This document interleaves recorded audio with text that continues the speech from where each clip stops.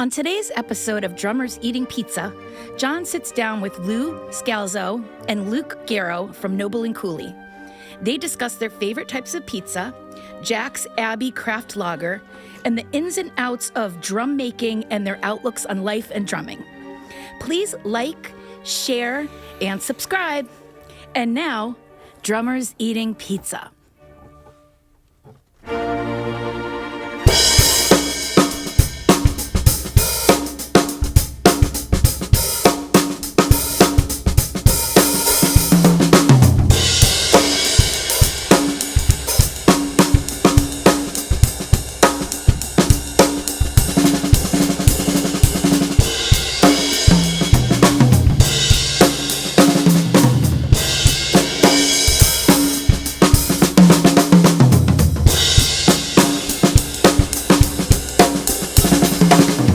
Everybody, we are here at Noble Cooley for Drummers Eating Pizza episode 3.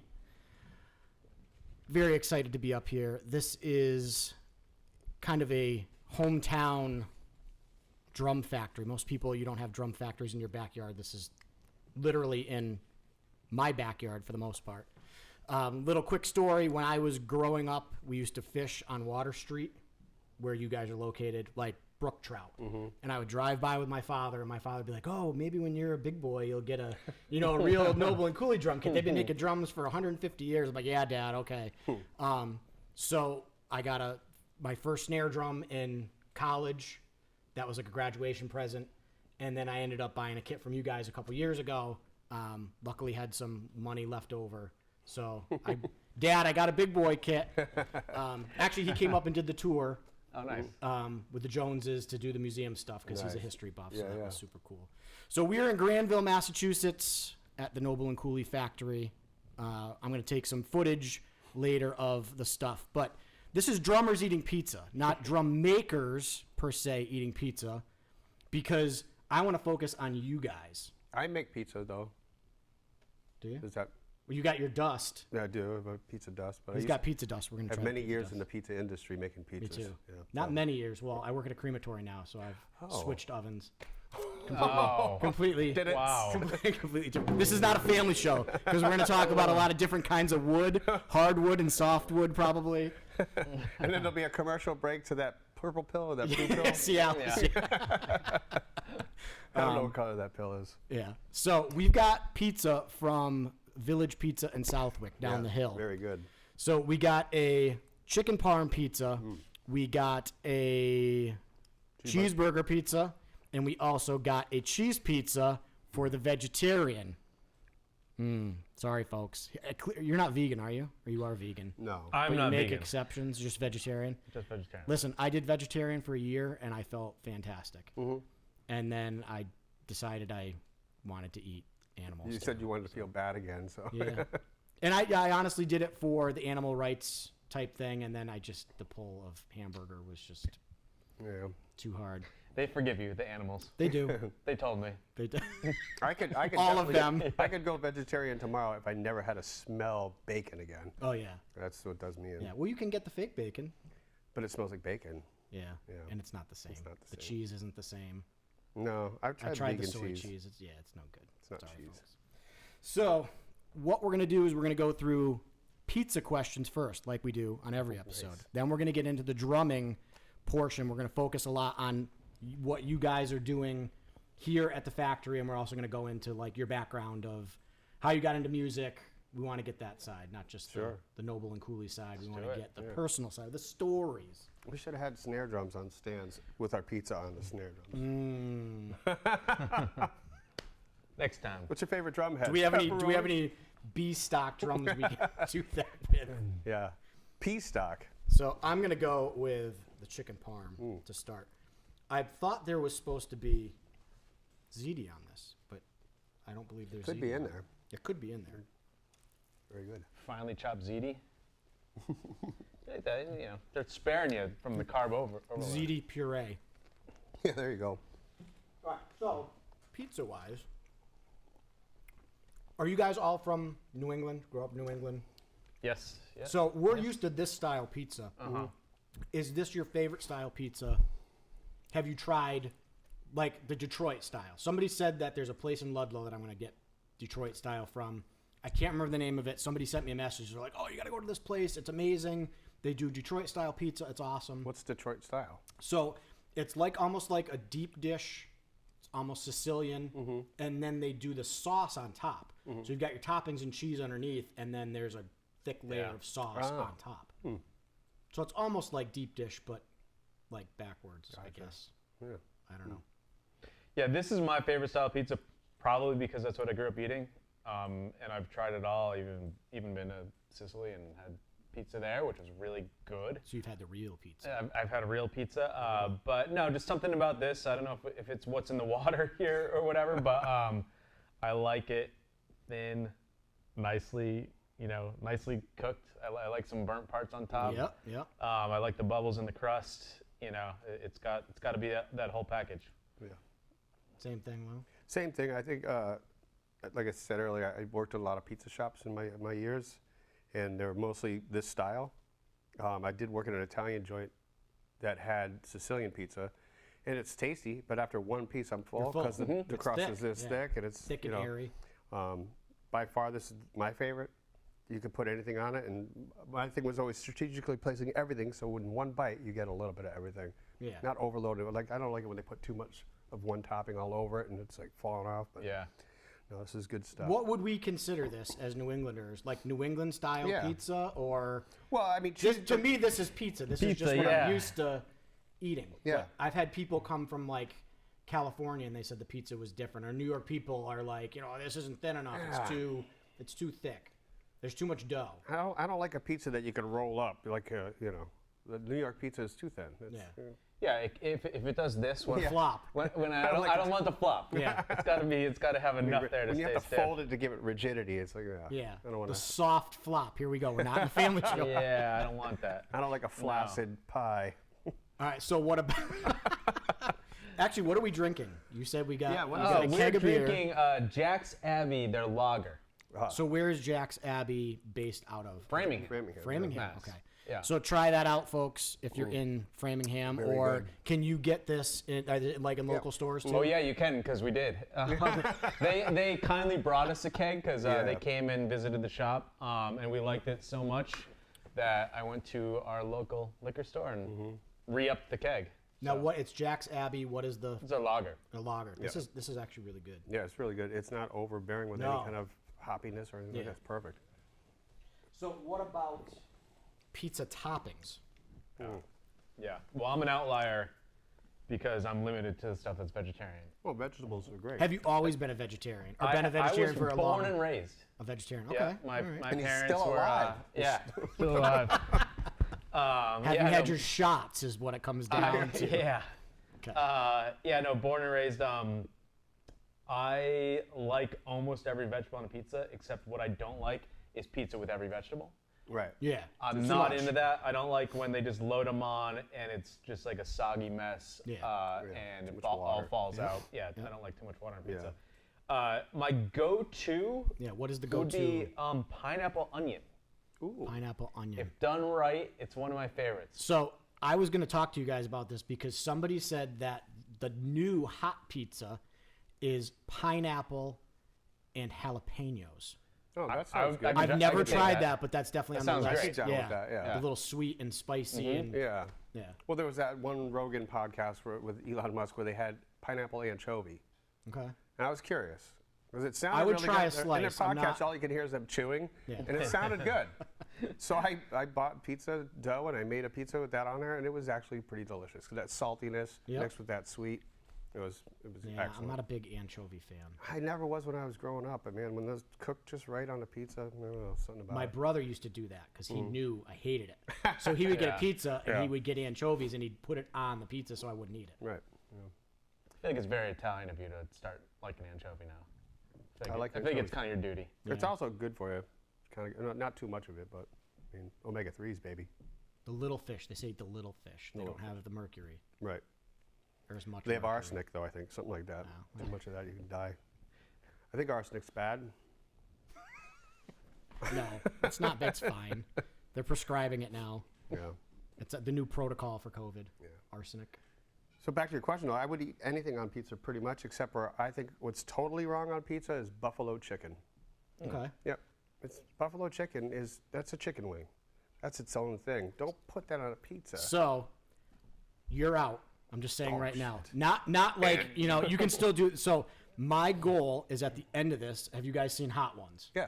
So I want to do, and I talked to Frank last week. Mm-hmm. We're going to get drummers from as many episodes as we can for the season finale, and I'm going to buy Oh, the whole thing? run Yeah. of the 10 sauces or I'm whatever in, you can get in the dude. pack. I'm in. We don't have to put buffalo chicken on it, but Yeah. we will put the sauce on On it. top. Oh, yeah. We'll just get cheese pizza Yeah, that's fine. and put it on the top, Yeah. and we'll see how many people drop out over Yeah. the course of, because you got to, I mean, that's the challenge. Yeah. The problem. I don't know if I'll make it. I'll keep going, but The problem with buffalo chicken on pizza is they always use just Frank's Red Hot. And it's just Frank's Red Hot and chicken on a pizza. Like, nah. If it was a really good sauce with the chicken, like one of the Hot One sauces, the Yeah. Los Calientes or something like that on there, and you put that on the pizza, that'd probably be fantastic. all right, so maybe we'll do that. Maybe yeah, we'll do I mean, some- I'd be fine. I've done all the sauces. We'll just have you make the pizza. Oh, there you go. There you go. It'll Lou. it'll be easier that way. Yeah. We'll and do, yeah, dough. we'll like rent a pizza shop and just I got a little pizza oven. I'll bring it in. Cook try a and get pizza. sponsored by Uni or whatever. Yeah, there we go. That'd be great. Uni, if you're listening. Yeah. Oh yeah, no, I'm trying to listen, folks. Uni and Anybody Cooley. that has free stuff or discounted stuff, I will gladly accept it. You know, I'm, you know, whatever. He just wants free stuff. Listen, I don't even care if your pizza's not good if you're gonna give it to me for Sponsored free. by X-Lax. Like, Now I'm gonna get into the nitty gritty. We got the pizza out of the way. all right.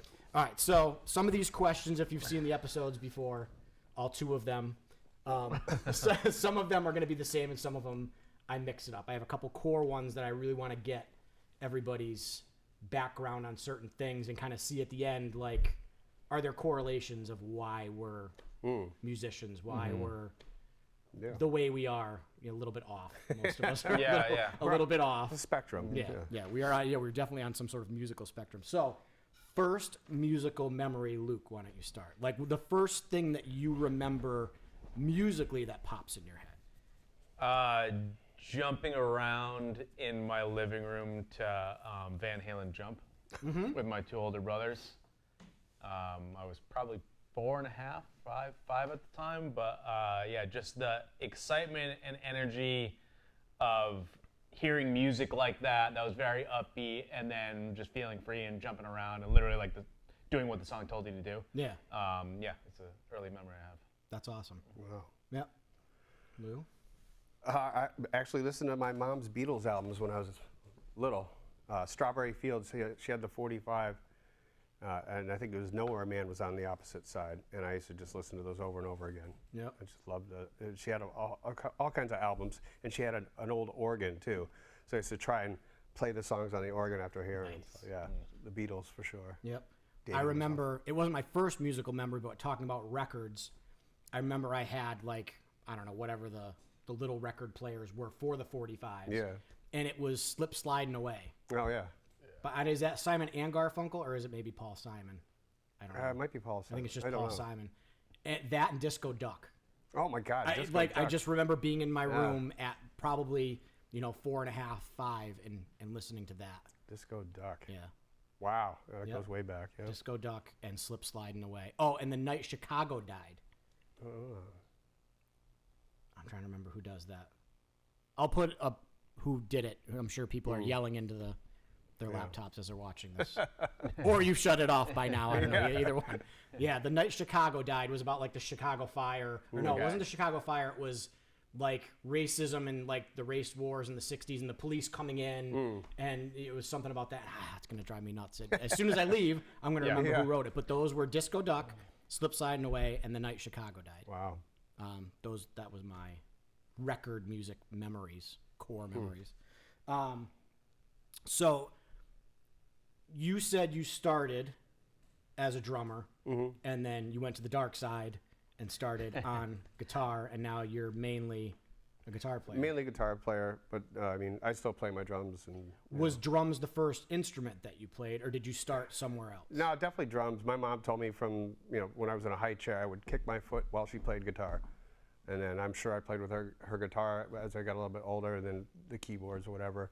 But then once I was playing in bands and starting to play out in front of people, I eventually kind of wandered into. I started tinkering with guitar, and then I moved over to guitar full time. Nice. Yeah, but I still play drums. So you come from it sounds like you're coming from a musical family. My mom's side of the family was musical. Yeah. Yep.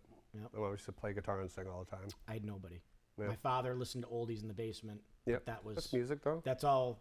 But I can't. I'm an awful singer, and I blame him because I've said it before. He sang every song with 3 notes that weren't actually in the key of the song that was on. And as I was singing, I would think, I'm like my father. I cannot find the pitch. I've gotten slightly better, but I blame him for not having a Frank Sinatra voice. It's your fault, Dad. Yeah. We could be rich right now. Now, Luke, did you start on a different instrument, or has it always been drums? I played clarinet in 3rd and 4th grade. And you were a vegetarian. In concert band, and I was a vegetarian. It's a rough life growing up. And of course I played the recorder before that. Yeah. Well, we had to. Everybody had to play that. Yeah. And I gave up the clarinet pretty quickly. I don't remember doing it for any more than 2 years, and I'd be surprised if I did it for 2 years. Could you still play it now? I could blow into a reed and make a noise, and I know that only because my daughter was playing saxophone, and I was like, "Oh, I remember those. Let me wet my lips up a little bit." She's like, dude. Like, so I know I could do that. That'll get me far. And then no, it wasn't until my freshman year of high school that I was like, I'm gonna play drums. Literally to be in a band. So that's what it was to be in a band? Absolutely to be in Did you want to play drums, or were they like, dude, we need a drummer, and you were like, I could do that? Yes and no. Like all at once, it was me and my 2 best friends were like, we're gonna be a band. And they both within a week had gotten guitars. And I was like, okay, well, clearly I'm clarinetist then. Clearly I'm not gonna be a bass player. No, and I was like, drums, you know why? Because my parents are probably the only one out of all of our parents that are going to be willing to have us play in their house. Wow, yeah. So, went to Ricardo's that's Music funny. in Glastonbury, got the CB700, and, was played our first show within 1 month of having my drums. So Nice. So you're playing punk rock? I was playing punk rock. Actually, at that point, I think it was more alternative, but very quickly I'm like, we're a punk band now. Yeah. Yeah. That's the first option. Yeah, totally. That's cool. I played different instruments, but the first drum kit I had was like, I have to look up what it is. And I showed it to the Joneses when I came up to order my Horizon kit, and they're like, that is one of our kits. Oh, yeah. So it was, I'm sure we got it through JCPenney's or Sears catalog or whatever. There's a picture on my Instagram of my first kit, and it's a Noble Cooley. Yeah. 1975. Diamond Rock, I think, is what it was called. Oh, nice. Yeah. It's You should probably walk hanging on around, the wall. see if you I'll can have see to see here. if I can find it. Yeah, check it out. I will take some pictures and videos and put those either before or after or intertwined into this. They have a very cool drum museum here, a lot of old stuff.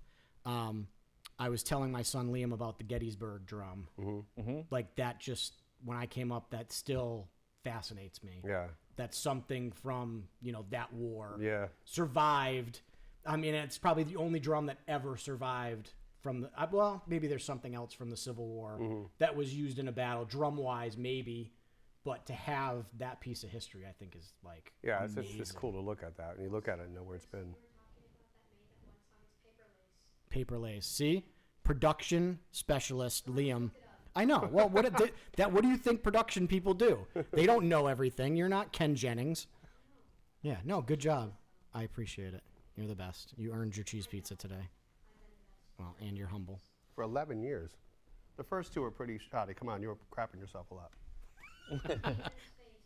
No, you peed in your own face. And I remember just being like, oh, dude, I'm sorry. Like, this is your fault.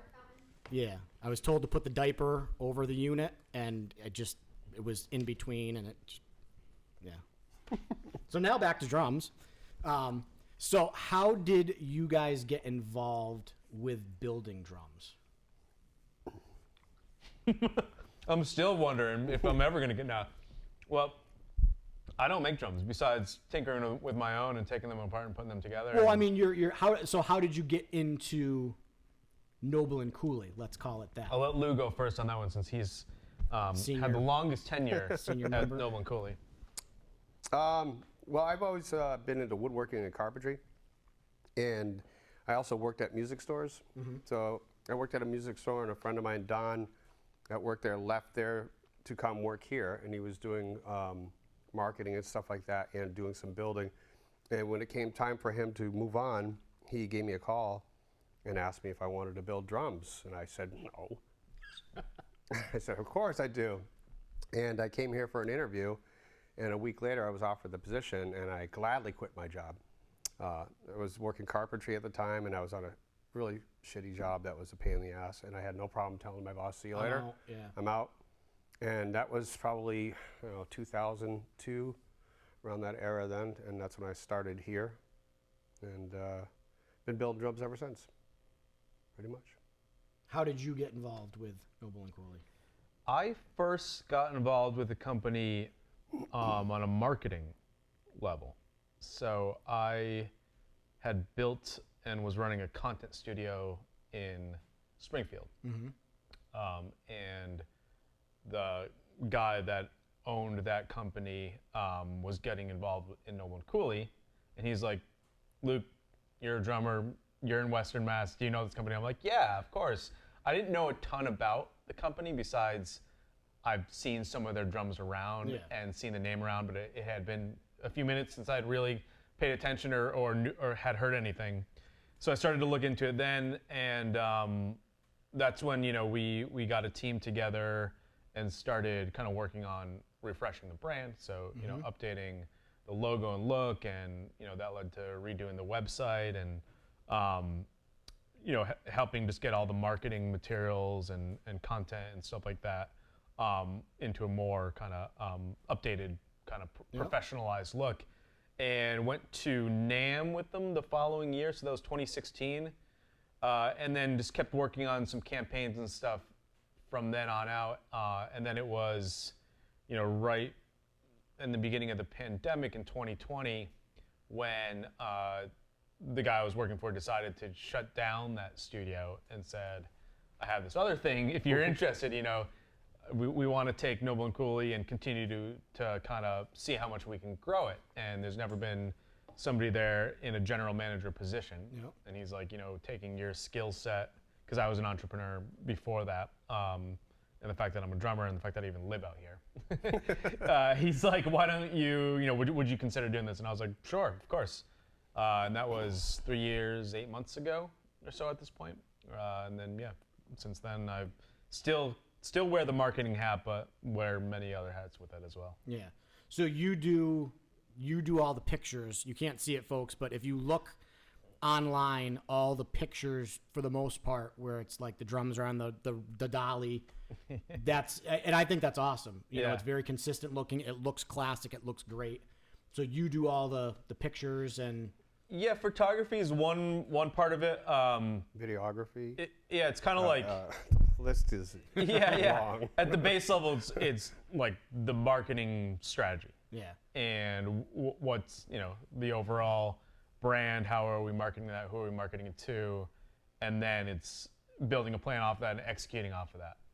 So it can be as high level as thinking of a marketing campaign. Yep. And how we bring that to market, to literally taking photos and editing photos and shooting video and editing video and creating emails and sending those out as well. So it gets deep into the minutia, but also there's a lot of times where I'm like, I need to take a step back and just like think about what's happening here, which I like doing a lot of different stuff. I like being on my toes. I don't like monotony, so it lends itself well. It's good, yeah. I prefer, Yeah, the marketing side of things is a completely different beast, clearly.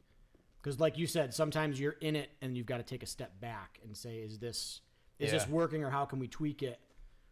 Yeah, you got to reflect and analyze for sure. And then do you find with the way that technology is speeding up with AI, with this and that, how quickly do you adapt in your marketing stuff to try and integrate new technology in, or do you kind of wait for it to play out, or are you like, let's go with this? I've always, especially working in a marketing agency, we always had to be trying the new stuff. Yep.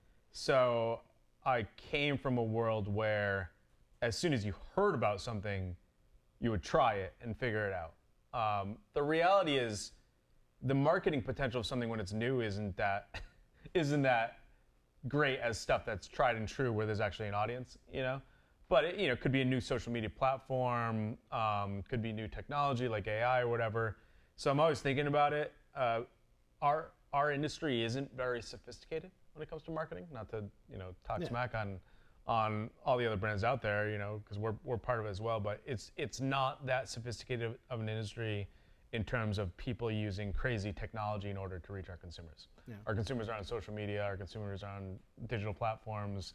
Our consumers read certain media. They go to certain events, and for the most part, there's some age-old ways of continuing to reach people. That being said, making content in a new way, the way a brand presents itself has to be fresh and new, has to feel relevant, and it has to fit platforms in the right way. And I think that's where we do a good job, is just making stuff that feels authentic to where it lives. Yeah.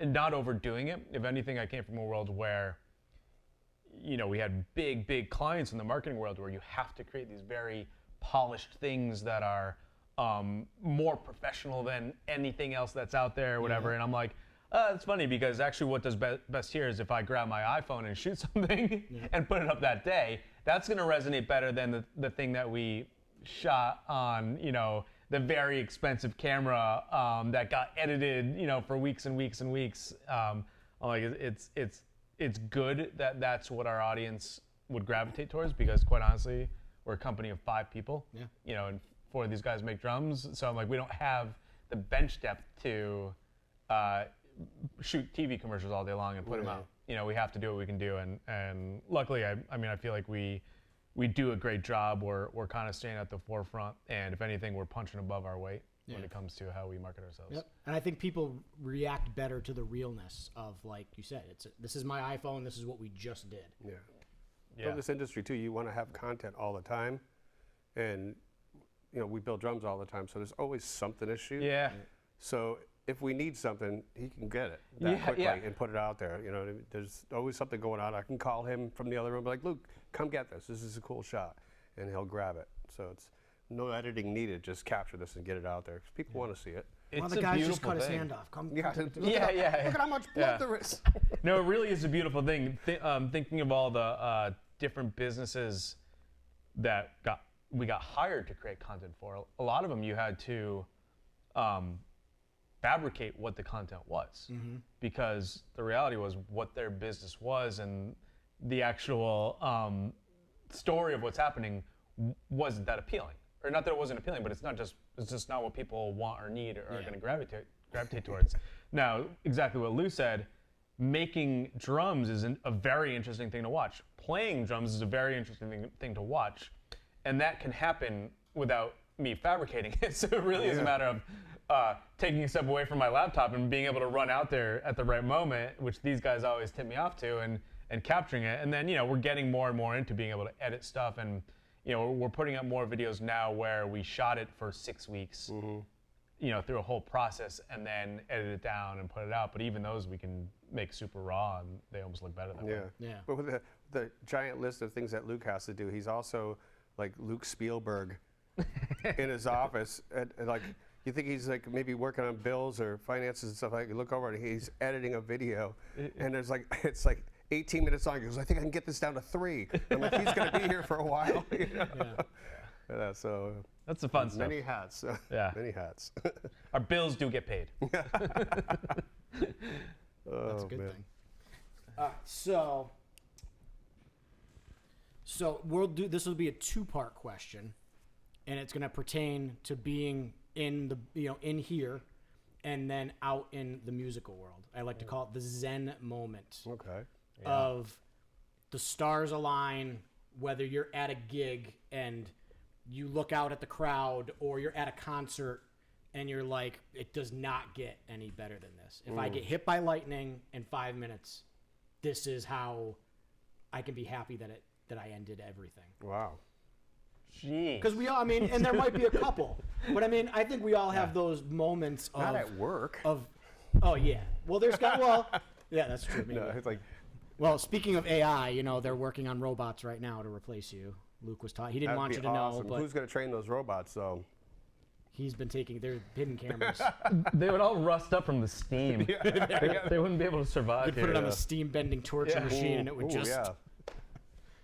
So anything musically, let's start there. Musically, like for gigging and stuff like that, I mean. Or like, let's say maybe you were at a festival.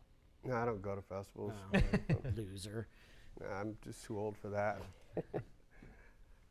Yeah, I don't know. Like, have you had the perfect gig where the crowd was great, you know, your in-ear monitors were great or whatever, and you were just like, oh man, this is why I got into this. This is that moment that I think about when I was a kid, being like, what's it like to be on a big stage? And yeah, I mean, I think one of my favorite gigs. It wasn't a large venue by any means, but it was in the Virgin Islands, and the people that were there were just so into it. And like, you know, that saying of having them in your palm of your hands, like they did anything I said, and it was just great to be able to work a crowd like that and get the reception back and forth and the high fives at the end of the show. Like that was a Zen moment there. That was a great show. And as far as Zen moments here, it's got to be steam bending. When we know we have some special wood, and we're just hoping that everything goes well in bending, and then, you know, have the first one go through and go around that bender and snap it in position, put the form on there, pull it off, and like, yeah, we got it. It's like you just trapped an elf or something. Like you just caught it. Like, I've got it. It's in or a pixie or something. You're like, I got it. It's in this thing right now, and in a few weeks we'll be able to look at it and hopefully it doesn't die. You know. But so you would say like the steam bending with a new wood. A new wood is it's but just steam bending in general, like, it's a difficult job, and there's always going to be some failures here and there, but we've had bendings that every piece bent, everything went super smooth, and the forms stacked up, and at the end of that, you're hot and sweaty, and it's a physical job, it's hard, and then you look at what you just did, and you're like, you know that's the next batch. Yeah. And it's almost, I'm sure beer makers go through that, or whiskey guys go through that. It's like, you know, you got a good batch, you know, like that feeling there, and then taking them out of the forms, and the first one that gets turned on the lathe, that's a good Zen moment when you see it turned and all the grains pop out. You're like, yeah, like that's, kind of keeps you coming back to work every day. Now, what about a Zen moment, or what's I guess your favorite moment of building, where either you went to a concert or you saw a video or something, and you're like, I built that drum for that guy. I mean, is there any? I'm sure you see it all the time, but was there one moment, maybe early on when you first got into the building and you put a drum out and you saw a video on MTV or something, you're like, I freaking built that drum. I remember building that drum. There's been a few of those. So it's hard to pick one, but there's been times where we've built kits here and then we see it on the Tonight Show or something like that. That's really cool, knowing that you built that. But there's so many drums out there. Like, it's almost like we're looking for them sometimes, you know, or we know of some albums that have our drums on there. Let's do it, and you're like, you know, I know what that is, you know, and you hear it. I can think of a much simpler moment that happens all the time that's very zenful, and that's the look on a sound guy's face when you pull a Noble Cooley bass drum out of a case. So and they before stop. they even hear it. Yeah. And I've played enough shows where I know there's definitely like a jaded quality of sound guys where they definitely don't do that all the time. Yeah. They don't sit there and comment on every piece of equipment that goes on the stage. And I've had people that I would profile as being a grumpy sound stage guy literally just stop and then like talk to me about my drums for minutes. And I'm like, I know this is a rare thing for you to do, and I really appreciate how much you're appreciating this. And for me, I coast as long as I can without telling them I'm part of the company. Yeah. Because I want to get the genuine response. I want to really hear everything they have to say about it. And I talk, I'll just speak about the drums and what they are, whatever. And then eventually I'll be like, oh, and blah, blah. And they, for the most part, they don't care that I'm part of the company. Yeah. They're still mostly into the drums. So I'm like, oh, that's good. I respect that. And then when they mic them up too. I was doing a studio thing, and I was teching for a guy in the studio, and I brought my Noble Cooley kit in for him to use.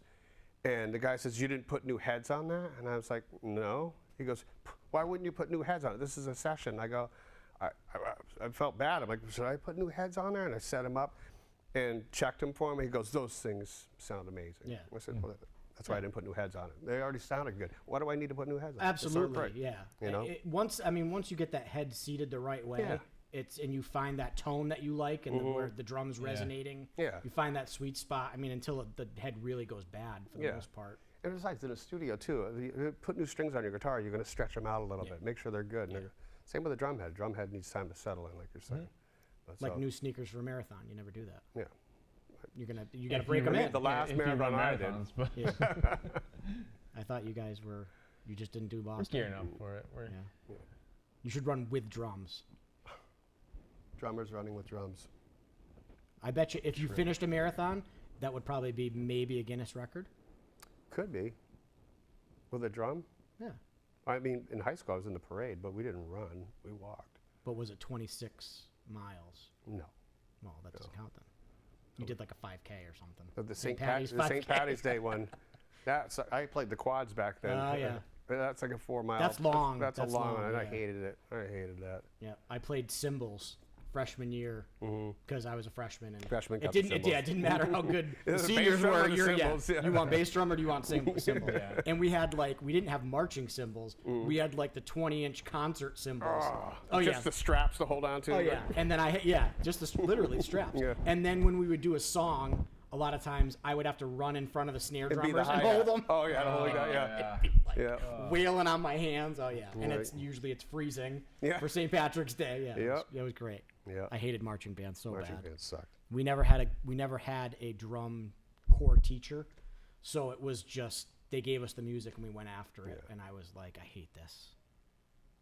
And now I look back and I'm like, I wish we had somebody. Somebody, to hone that in. Yeah, the rudimental drumming stuff is pretty cool when you understand it and understand because when I first started playing, it was like, oh, here's a 5-stroke roll. And this is coming from the band director that took, a week of how to play drums in college 30, 40 Trumpet years major. ago. Yeah. And then most of my drum students, or when I was a drummer, my drum teachers never said, okay, a 5-stroke roll is this. This is what it is. This is how long it is. This is how you want to count it. We never went over that. I think I learned a paradiddle, and nobody ever showed me how to incorporate that on a drum set. So that's one of the things with my drum students is we're going to learn these rudiments because this is your foundations of, this is the language you're learning how to play. Yeah. And then this is how you incorporate it into a drum set. Because Right. nobody ever showed me makes that. sense, And yeah. it was until I got to college and someone's like, oh yeah, no, that beat you're playing is like an inverted paradiddle. I'm like, what? He goes, play it slow. And I did the sticking. I'm like, oh my God. And I was like, when he's like, dude, I learned that when I was 9. Yeah. And I was like, well, I guess. You learn it here, and then when you go like this and you go like this. Yeah, you're nobody ever showed me that. Now, maybe I was just dumb and I didn't think about they doing probably that. didn't get But, shown, I just remember learning a triplet. Somebody, showing me the different variations on a triplet, and then everything else was just kind of figuring it out. Or playing like a sextuplet fill, I never thought oh, I have to play 6 notes in this space of a quarter note to do this, or 30-second notes were that's impossible. Nobody can do that. You need 3 hands. Yeah. Keith Moon couldn't even play 30-second notes. Little did I know. So what about for you for instruments and anything moment that pops out of you were talking about Tonight Show, seeing stuff. Is there a moment of you seeing the drum out in public, maybe the first time you started working here, and you're like, oh yeah, that's ours. That's one of ours. Yeah. Honestly, one of the most zenful things involved in Noble Cooley and working here is when you send something out and it's something that you're like, I hope they like this. Because it's something unique they asked for, and quite often somebody can build up a picture in their mind of exactly what they're wanting, and then you make something here using nature. It may not be exactly what they pictured, so you just you never know. And when somebody actually takes time out of their day to stop what they're doing to thank you and tell you that it did meet their expectations or beat their expectations and they liked it a lot, that is the moment when I stop and I go, oh, Yeah. Like, and you get a warm feeling. To me, that is honestly the most zenful thing that can happen at this place. Yeah. Doing my quote unquote job is somebody appreciating it. Yeah. Because- Thank you. That's all it Yeah, takes. a thank sometimes, you. right? Because a lot of times, we ship stuff out. We're not a retail store. We don't look customers in the eyes and hand them their drum there, and they already are like, why would I thank you? I already told you I like it. That's why I'm buying it. So you don't get to have that close experience. So when somebody takes time to reach out, it's very special. Yeah, like every drum is for somebody. Yeah. But like you said, we don't know each individual that's getting the drum. But there are those moments where the people call in, they talk to us, explain what kind of finish they want, what wood, ask us questions. And then after it's built and it goes out to them, and they're just super appreciative. That's what makes it worthwhile for sure. Yeah. Yeah, I see. I follow Nick Buddha, and seeing like those big, huge stadiums and all the stuff, and seeing like the kits, the last two that you made, those blue ones. I'm just like, oh wow. Yeah. And I'm, like I'm sure. Cause didn't you guys go to Gillette and deliver a kit or something? Or did you guys go to one of the concerts? No. Kenny Chesney. Maybe he just took a picture. I'm actually leaving tomorrow morning to go to Tampa to his first arena show. Nice. Yeah. So the new kit that we just built for him, they did a video of them getting it, an unboxing video, and then building it, and then Nick Buddha seeing it for the first time. So he's like, "You got to come out. You got to come out here." So see it under the lights on the stadium. I'm So like, there's your new Zen moment. That of will be a like, Zen I moment. built Yeah. that. Yeah. And all these people are going like this and bobbing their Yeah. head to the drums that I built. Right. Well, and to be able to, I'll be able to go there early and walk on that stage and like see the kit on the stage and turn around and look out to a stadium and be like, this is what this guy gets to do with those things, you know what I mean? And he's just as grateful for having those as I'll be to see him playing them, live, to see him play those and see the lights hit those things and be like, that's. Can we get you to like run out on stage while he's playing and maybe like Naked? No, you can wear clothes. Oh, okay. But like maybe just check with the local police to find out like what, because I know like Fenway Park's like $1,000 if you run on the stage. Oh, or run really? on a field. Yeah, it's like a guaranteed $1,000 fine. Because I know people that have like talked about we're gonna get this drunk guy that we know like we're each gonna chip in $200, just $5. Oh, God, yeah. We'll pay the fine just to like see him get tackled. It's Florida. It's either totally allowed or you're getting It's encouraged. Yeah, or I'm getting. There's nothing between. Yeah, no, I don't think I'm gonna do that. No. Good. All right. Let me switch up one of the. Brought to you by Satan's Sand, the Yes. finest ghost pepper and sea salt. You know what? Anyway, that's me. You know what? Hook me up with some of that. Oh yeah. If you like the spicy, you do it. I don't want to Yeah, be. you choose your frequency. I'm gonna do lightly. It's really easy. It's not It's that not much, too no. bad. I'm gonna go with that. Actually, so I brew the tried. peppers. I tried while you guys were talking the bacon cheese or the cheeseburger pizza. pretty good. It's pretty good. Yeah. I've had a few different cheeseburger pizzas, and this one's actually No, that's really pretty good. So I actually grew these peppers myself and then dehydrated them. Funny story, I dehydrated them, and then you have to blend them into powder. I didn't think it would be a problem to do that in the kitchen. And then I opened the lid to the blender as my girlfriend and her daughter came walking in the house, and it was pretty much like mace or napalm, to per se, and immediately your eyes water and nose starts running. I put the lid on there and I ran out to the garage and let it settle, because it made this fine dust that came out when I opened the lid. It was like, I have seen, I don't know if it was Man vs. Food, where they were doing the hot peppers, and the chef was in the back with a respirator. oh yeah, When we To cook put it on I before saw you- that one. Yeah, it was a hot curry or something Yeah, like that. yeah. Yeah. Oh my God. Yeah, you can't mess around with that. So, I've got a question about different woods. Clearly, you guys will know. The difference between, because I'll get people that'll be like, oh, this is a birch babinga. Like, I don't know the difference between a hardwood, can you give me a basic, like, hardwood, something in the middle of something soft, and how that affects a drum?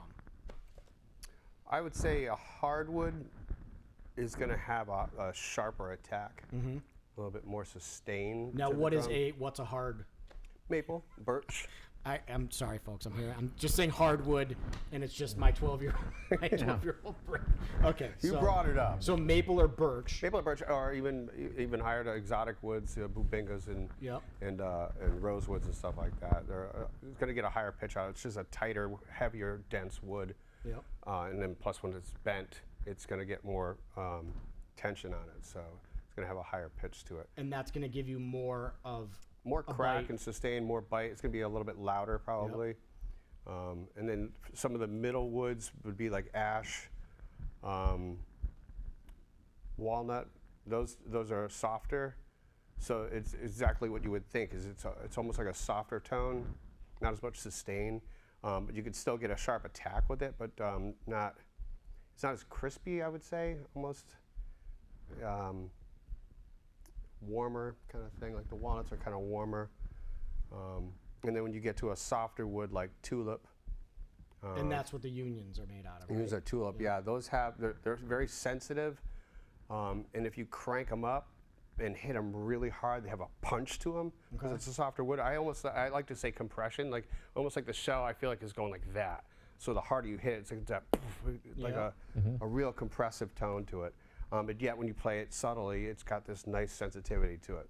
A lot of that is probably our bearing edges, a nice sharp 45, and accuracy of it, so that they're very sensitive. But the softer woods definitely have a punch to them. The higher woods are louder and have some more sustained and resonance to them.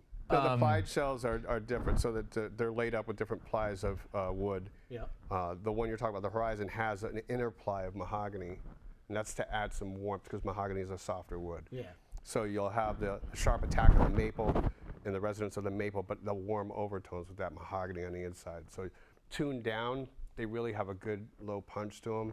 And if you crank them up, you'll get the sustain of the maple. So it's like the best of both worlds, honestly. The Horizon shells are a versatile shell. Yeah. You know? Yeah, when I came up and tried out a couple of different ones, that just seemed to be the one that mentally was going to make the most sense for what I was playing. And when you were talking about sound guys, I played, I think it was last year at Loretta's in right behind Fenway Park, country bar, and I had just gotten a 22-inch because I had a 20 on the original kit.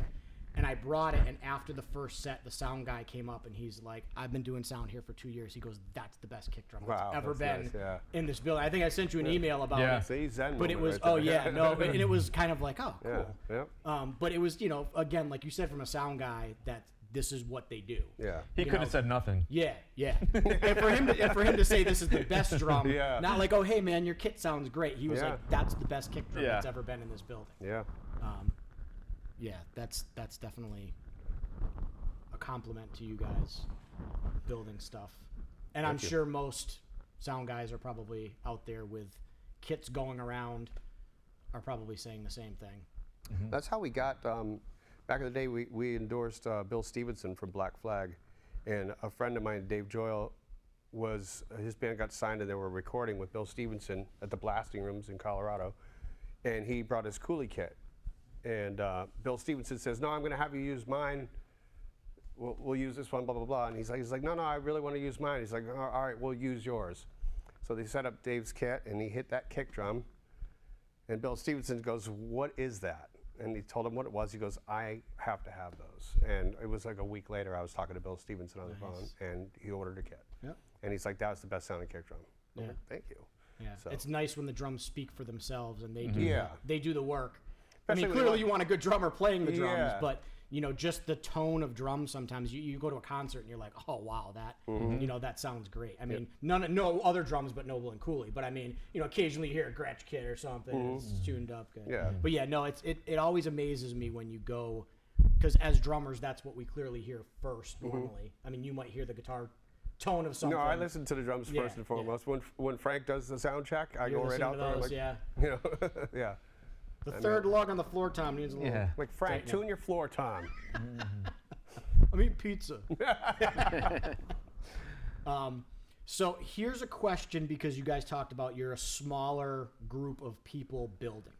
So are the drum kits, do you make drum kits like when we're building kits this week? I don't know. I'm not sure if you guys do snare drums.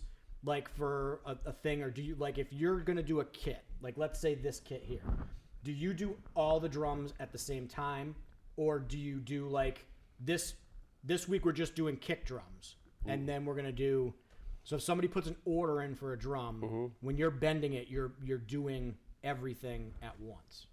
We'll bend batches of drums. Yep.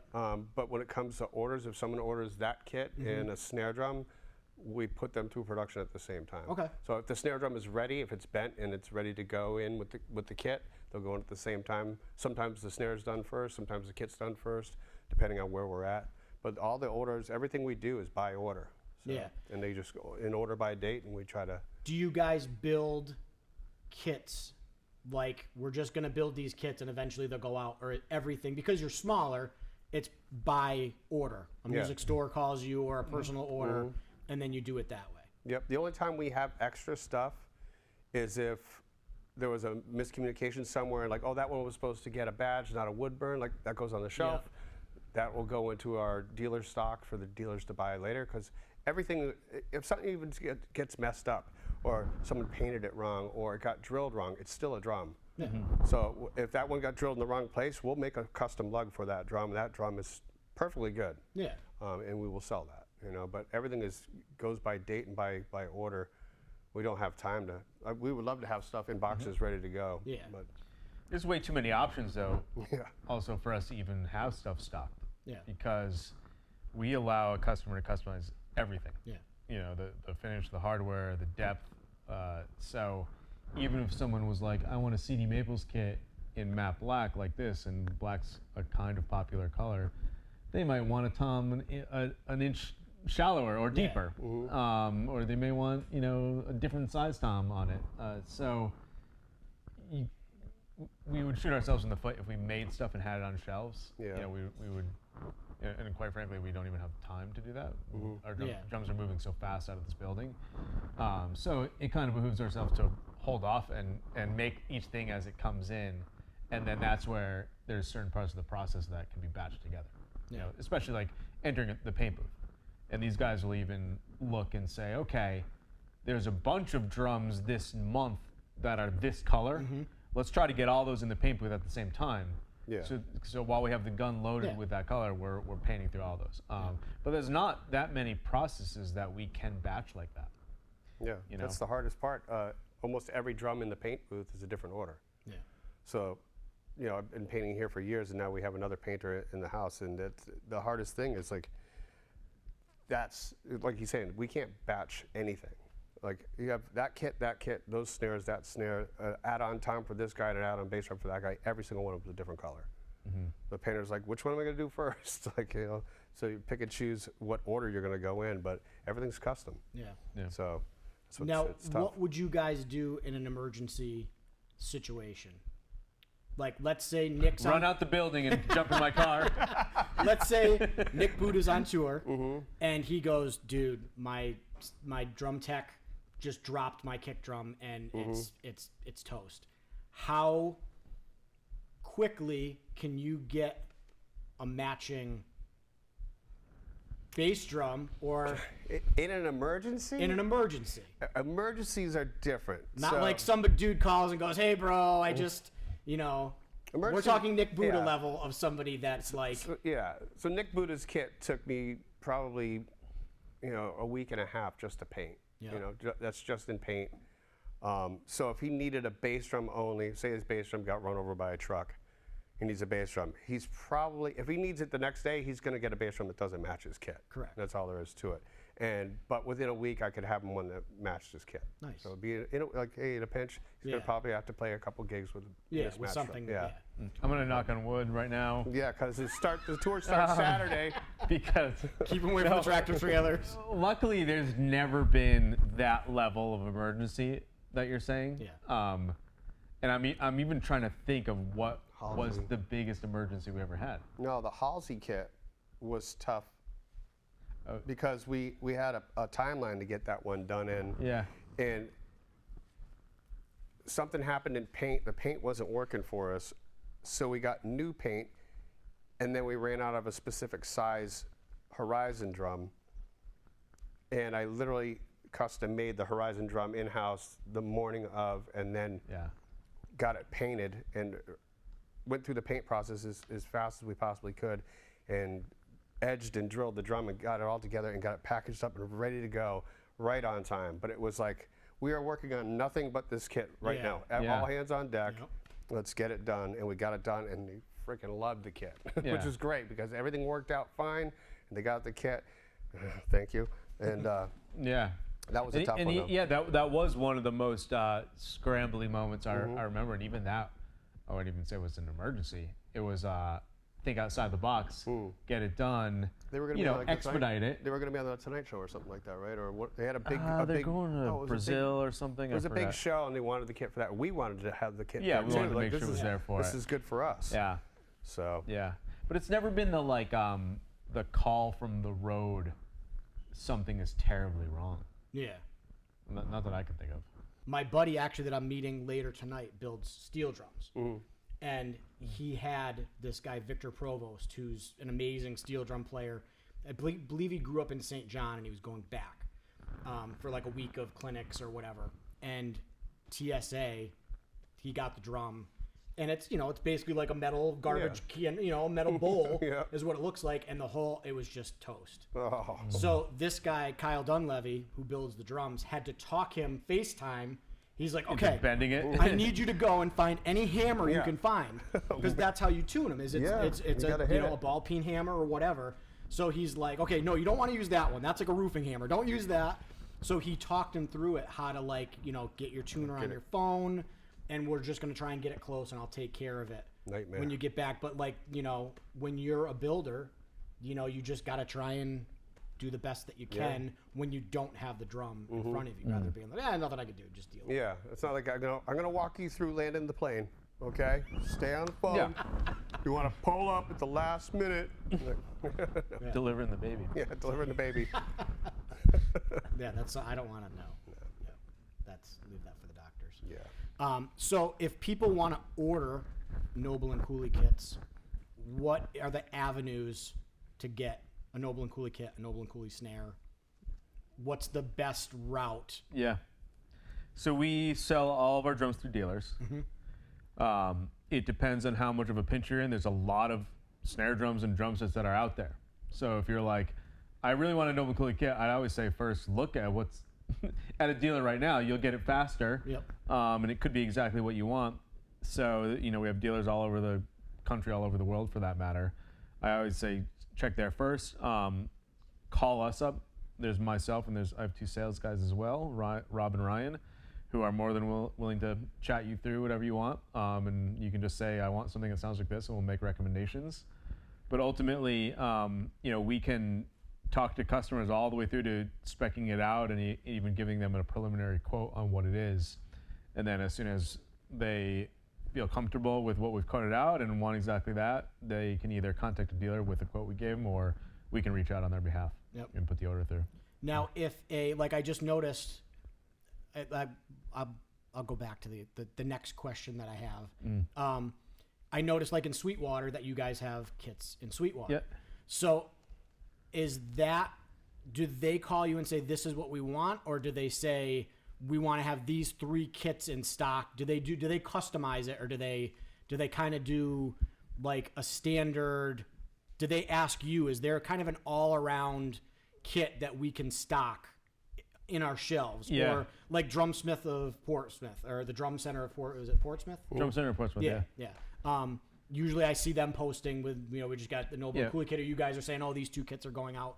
Do they customize, or do they tend, if you're shipping it to a drum store, do they customize the kit, or do you kind of have a general, these are the sizes that we feel are best representative that go out? Sweetwater is a good example because it's the most common way dealers first take us on. Is they first start with asking us, what are your most popular drums?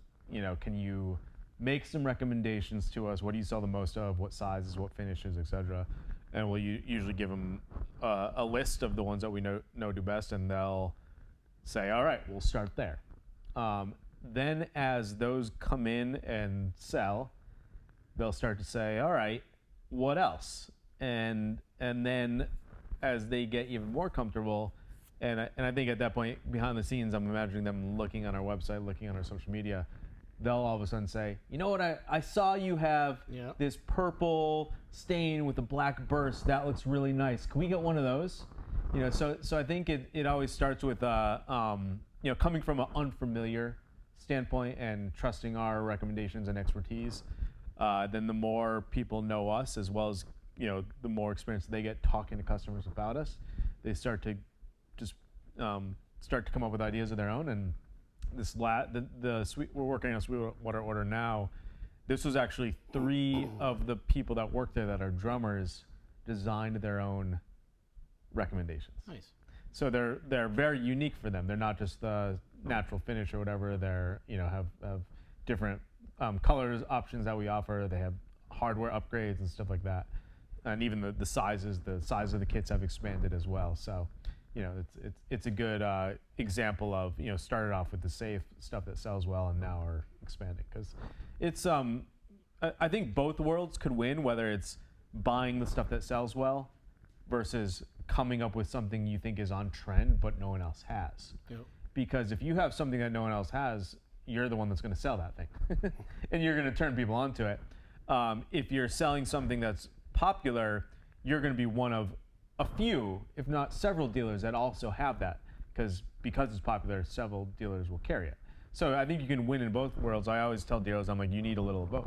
You need the things that you know are going to sell, that are the tried and true. You know, you should have a 7x14 steam bent maple snare drum in a natural finish, but also, you know, come up with something cool that you think people where you are gonna, you know, like that and resonate with them. So, you know, I think having both is the right way to go. Yeah. You know, like DCP has honed it. They know their customer base. They know what they want, and they generally order the same thing almost monthly. Yeah. And because they sell it. And it goes. And it goes. So they know what their customers want, and other dealers have asked Yeah, for. Like, they have a some really wild good stuff you guys Yeah. got, you know? They have a really good formula, because the stuff that they stock is usually a natural finish and standard configuration hardware, because you know, and I'm thinking in their heads, for them it's getting customers in to see the quality and hear the sound. And then if someone's like, I love this drum, I want it in silver sparkle, it's like, oh great, we'll place the order for you. And they get to keep that drum on the floor to hopefully sell somebody else on it as well. So I see that a lot with them when a purchase order comes through and it's you know, unique finish or whatever. I'm like, somebody walked in there and liked the sound and placed an order for something. You know, so it's good to see that, you know, and this is for any dealer. I know there's limited space out on their floors, but when you have a drum there and it's a high quality drum that sounds great, it's going to sell. You know, Sells itself. Yeah, it sells itself. So having our drums on the floor is certainly helpful.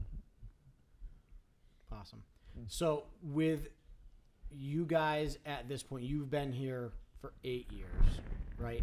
I've worked with the company since 2015, but I've been here full time for, you know, 3 years, 8 months. Yeah. At this point, yeah. Now you've been here since early 2000s, so Early you're going on 2000s. like over 20 years. Right? Yeah, not just here. I left here for a while and went to another drum company, and then came back here. So are you guys? And I asked this of like I asked Frank last week when he was at Guitar Center. Are you seeing? Do you feel like the trend in drumming? I mean, you guys are clearly always busy. It's every day, you know, working on drums, getting drums out, trying to do stuff. How do you feel about the future of drumming? Are you guys as busy as you've ever been, and it's just going up? I think so. I think we're the busiest we've ever been from all my years doing it here. And I think the future's promising for us, because obviously we've been here the longest. So there's that. I don't think our formula needs to change too much. I think other people are reaching out to do different things, and there's lots of cool new drums coming out there and stuff. I think if we stay true to what we're doing, we'll still be around for a long time. Yeah. You know, for sure. Yeah, we're selling more drums than we've ever sold, and we're making more drums than we've ever made. It's still not a ton, but it's more than we've ever made in our history. So that's continuing to increase. I know there's been talk about like, well, less people play drums now. I don't buy that. I don't see that. I don't think so. At least it doesn't reflect what's happening in our world. And if anything, you look online and every drummer, as long as they're healthy and able, is still playing, whether they're an 80-plus-year-old drummer from the 60s and 50s, or any older genre, to like people that are getting into it now. And I'm sure a lot of that is because social media exists and we're able to see stuff. Yeah. But I also think because social media exists, people are more actively engaged in their drumming. Whereas maybe in bygone eras where you didn't have a platform to get out there, you might have just naturally stopped. Yeah. Because you've stopped having an audience if you weren't playing live or working in the studio. Now, any drummer can continue to have an audience, even if it's just your friends or people that you played with in the past. So, I look out there and I'm like, every drummer ever that's still alive is still playing. At least that's what I see in the world. And it still seems like a lot of people are getting into drums. I don't think you can replace a drummer. And in fact, if you could, that would have happened in the 80s. And I don't think you can replace a drum set. Whether, if you're starting to incorporate electronics into it, whatever, I still think the feeling of playing an acoustic drum set can't be replicated. It doesn't look the same on stage. So I think the drummer's always going to exist, and I think the drum set is always going to exist. And the fact that, there's got to be more drummers now playing than ever, because there's just been so much music made over the past 60, 70, 80 years, and continuing to be made this day, that there's just a lot of drummers. And for a company like us, people want a refined sound, and they want a different sound, and they can come to us to get that. And I think, the average person recognizes that quality cuts through, and so hopefully we continue to get recognized as a quality brand that people can come to when they really want to take it seriously, and they want to be seen as a professional. We're still an aspirational brand, and that's never going to change. We're always going to be that. But even me, I'm like, oh man, I own a Noble and Cooley. Like, that's special. And I know a lot of people that we talk to have that same feeling. They're either like, I own one, and I own two, or I own 40. You have people with wild stories, but it's like, it's always still the, I want one, and I want another one, or whatever. Like to get the Noble and Cooley. It's almost like it almost seems like the feeling I had when I was like, I'm gonna try to buy a house one day. Like that first moment in your life where you're like, I actually have a job. I might actually be able to buy a house. And like that's how I feel like people think of our drums. It's like this aspirational thing that they're like, I have a lot of time, and I will get this at some point. And eventually when they do get it, it's like that very special thing in their life. I have people, when I take my kid out for gigs, they're like, "What? Why is that out in the light? Like, what are you doing? What if you drop it?" I'm like, "Listen, these were meant to be played."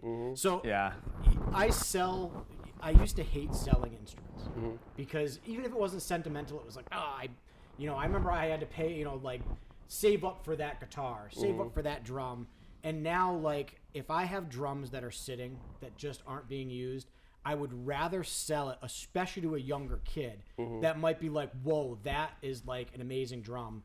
I want to buy it because I want to play it.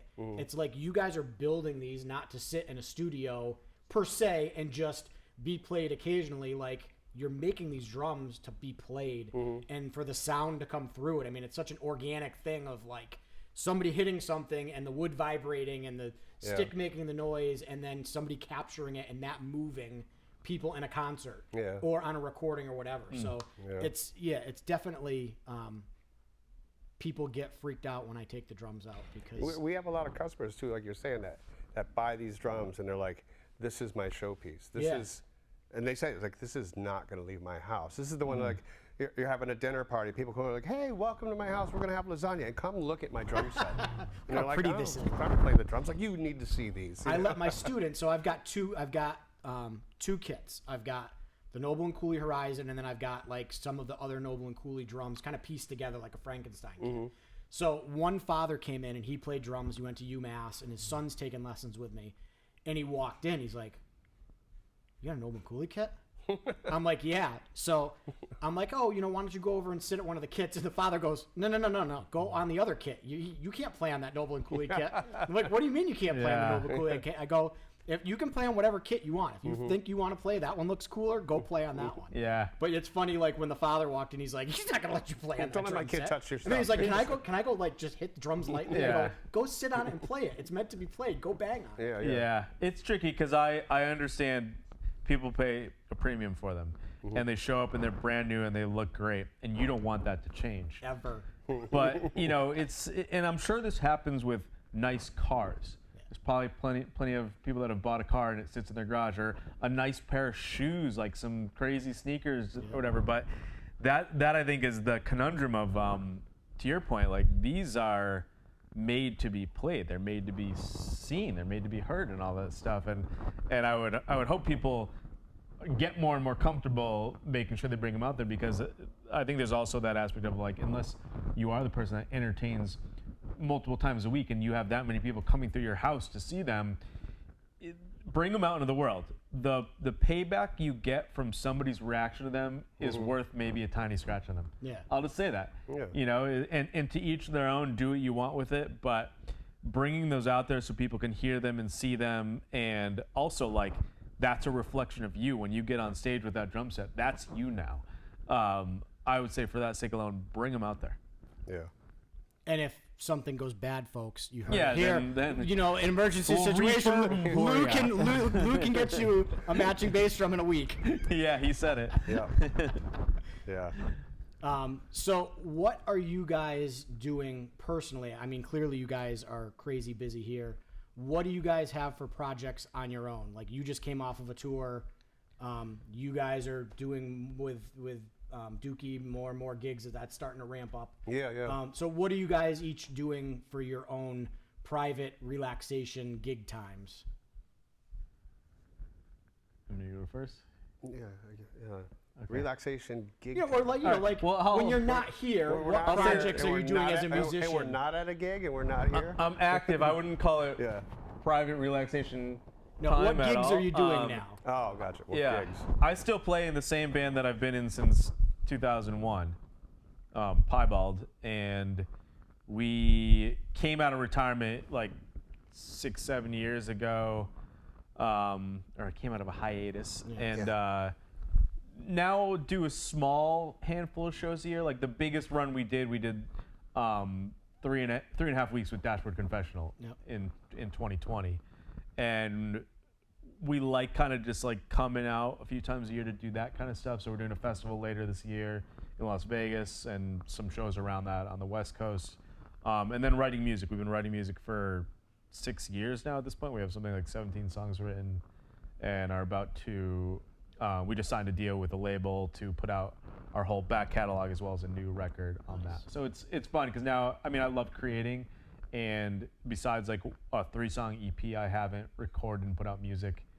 in well over a decade, and I used to record and put out music a lot. So I feel like I'm missing that creative, like the actual creation side of music, and so I'm excited to do that.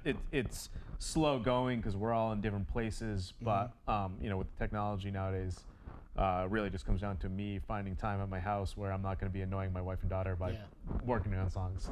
I get it. Yeah. Lou? Yeah.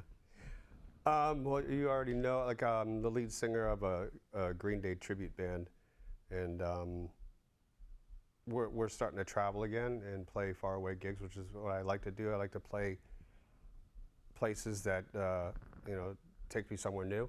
I don't like to play at home. I did the cover band thing for so long. I don't want to play around home anymore.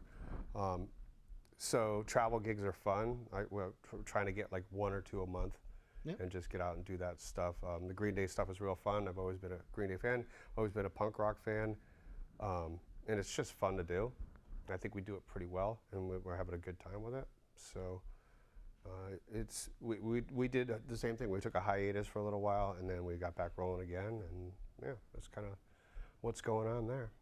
Nice. And that's Dookie? Mm-hmm. So I'll put the links up at the bottom for all the bands. I'll figure out what you guys want for your links, whether it's websites or Instagrams or whatever the easiest way people are to get at your stuff. So the last question of the day, like I always like to use, you guys ever watch The Sessions? It was with Dom Famulera. Don Famularo. Famularo. So he's had everybody on there. And his last thing was always like, for the generations coming up, like, what's your words of wisdom? So it doesn't have to be the generations coming up, but it doesn't have to have anything to do with drums. From everybody's trips around the sun, what are words of wisdoms or things that you like to live by?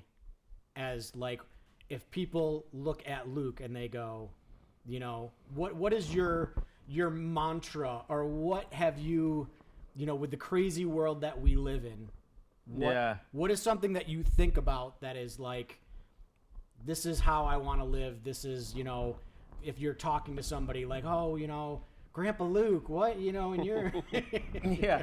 No, I'll give you like a my modern version of like, follow your passion, because I feel like that used to be what people would say maybe a generation before. It's like, follow your passion and everything will work out. And I'm like, all right, yeah, kind of, sort of, but stay active, like, be busy, expect to work hard. I think that's something that maybe is starting to be missing, is expect to work hard, expect a lot of stuff not to work, but keep going, just stay active, stay busy, and if you're doing things that you're passionate about and enjoy, you can turn that into something that can financially sustain you, or at least can gravitate you towards something that's adjacent to that can financially sustain you. But yeah, I mean, I think just continuing down a path, and not being afraid to try things, and don't worry about what you see out there. Don't worry about what people say. I mean, take feedback if it's constructive, but really just trust yourself, trust your gut, and don't let stuff get in the way of your confidence. Nobody knows better than you about what's going to work for you. So just work hard and work through it, and you'll find something that you enjoy, and hopefully is also something that you can do for your whole life and you just keep getting better at. Hence drummers eating pizza. You too can be sitting eating pizza. And talking drums. Yeah. You work hard. All it takes is very minimal knowledge of how to record audio. Yeah. Seriously. All right, Lou, what are your parting thoughts? Don't sweat the small stuff. That would be a big one for me. I'm still working on that. Not I think we sweating the all small are. stuff. It's That's hard. one of those things.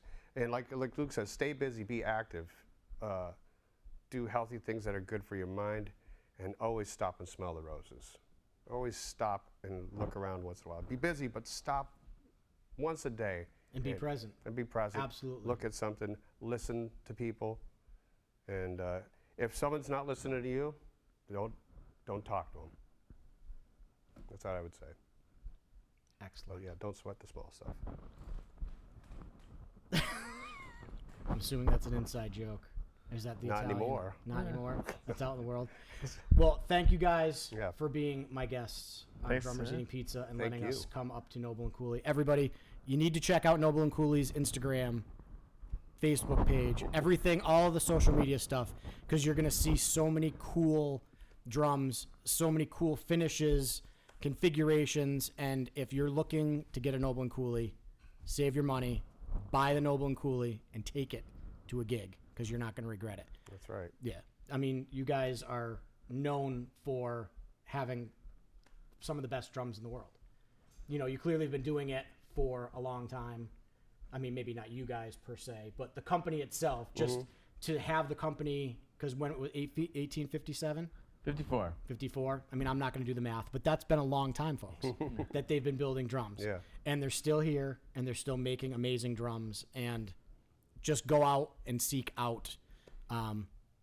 It's harder and harder. I feel it's harder and harder to find good drum stores there's a lot of great ones out there. I feel like the financial crisis of trying to run a drum store and making it profitable, especially at a startup level, I feel sometimes can be hard, because I've thought, like, legit, I don't know how many times I'd like to start it. And I'm like, but go to a drum store, ask them for Noble and Cooley drums. Please. Or come here. Yeah. Come here and visit. And if you have a local drum store that you go to that do not have Noble and Cooley drums, they can get in contact with you to be a vendor, correct? Yeah, you can just shame them. No, I'm just kidding. I would never shop here. You don't have Noble and Cooley. But that's something that, like, if you're please. locally and you can't get they don't have That it. is the best thing for us, for someone to walk into a shop and say, hey, you don't have Noble and Cooley. Why is that? You should have them. Yeah. I don't want to have to do it all the time. Maybe what I can't I'll- make it to every shop. Maybe what I need to do is get a list of drum shops that don't have it, and I show up with a pizza and say, There you go. Listen, you can have this you pizza. can have this pizza if you call Luke. Yeah. It's That really works, delicious. All right, folks, this is episode 3 of Drummers Eating Pizza. Please like, share, subscribe. Again, thank you to Lou and Luke. Thank you. It's been a pleasure. For the pizza. I'm glad. Thanks for coming. I'm glad that you guys are in my backyard, and I have a big boy drum kit, like my dad told me from Noble and Cooley. And you should too. If you don't, you're losers. Wow. And That- if that's you too play harsh. and if you play clarinet currently, you can You quit. can make it. You Yeah. can stop. You can turn your life around. Call Learn 1-800 from me. Noble and Cooley to get off the clarinet. All right, folks. Thanks for tuning in. We'll see you next time. Have a good day. Thanks. Hey, everybody. Thanks for tuning in to Drummers Eating Pizza, episode number 3 from Noble and Cooley. Special thanks to Lou Scalzo and Luke Garro for having me up. I hope you guys enjoyed the pizza. I enjoyed the chat about pizza, about drums, about beer, about everything we talked about. So if you liked it, please like, share, subscribe, do all the stuff that you know you need to do. I've got new episodes coming out. If you've got any drummers that you've got links to that you'd like to see featured on the show, I'm always looking for new people for the show. I've got some cool national artists coming up this summer, so stay tuned. I will see you guys soon. Thanks. Peace. Sound checks from every country. That would be a funny video. Sound guys would love it. We good? Yeah. No one's going to get sick? No one's going to throw up or anything? Not The pizza's just going down. mean- Anything can happen. Not immediately. Depends what the first question is. What's your first musical? Oh,